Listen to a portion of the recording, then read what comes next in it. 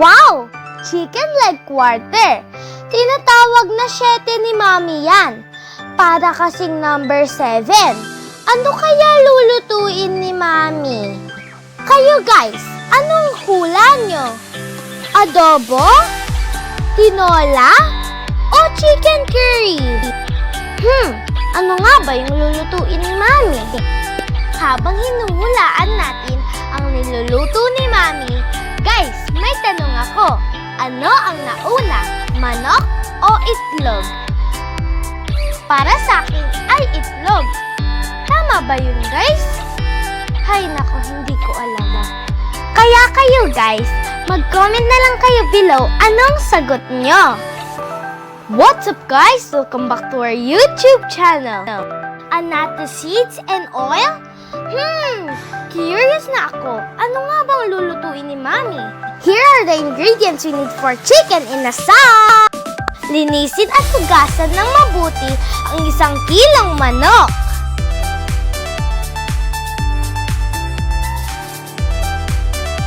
Ayan guys, nilalagyan na ng design ni Mami yung chicken. Ha. Joke lang po, para daw ma-absorb ng manok yung marinade sauce.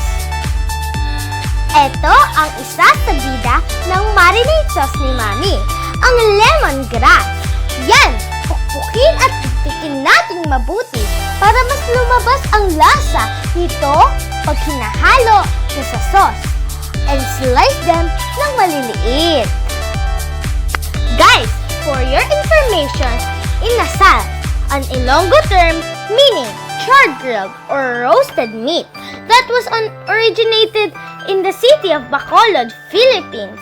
Unlike the usual barbecue or grilled chicken that uses soy sauce, this dish uses different ingredients for its marinade and basting sauce that create a unique flavor.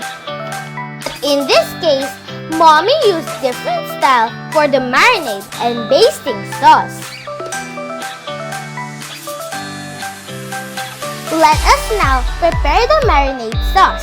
In one big bowl, mix everything, starting with lemongrass. Barbecue sauce store-bought, but you can make your own barbecue sauce. A combination of soy sauce, vinegar, and sugar. Pwede na po yun. Then add 1/2 teaspoon of pepper, 2 tablespoons of sugar, and 1 tablespoon of salt. Yan! And just mix, and mix.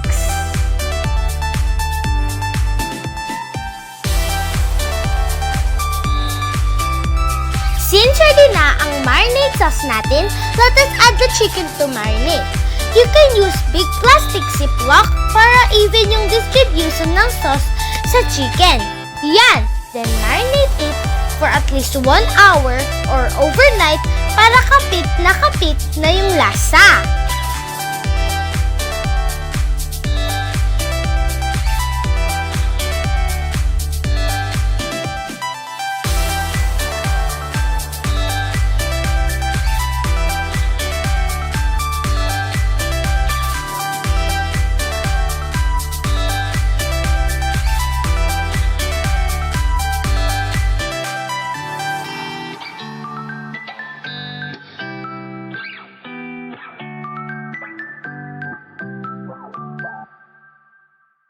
Yan, ilagay muna natin siya sa ref. It's grilling time! So guys, make sure na sakto lang yung uling nyo para maiwasang masunog ang manok. Pinahiran na din po ng basting sauce yung mga manok. But you can repeat it while grilling. And make sure too na i-flip yung mga manok every 3 minutes para maluto ng maigi hanggang loob. Ayan na guys, ready na kaming kumain.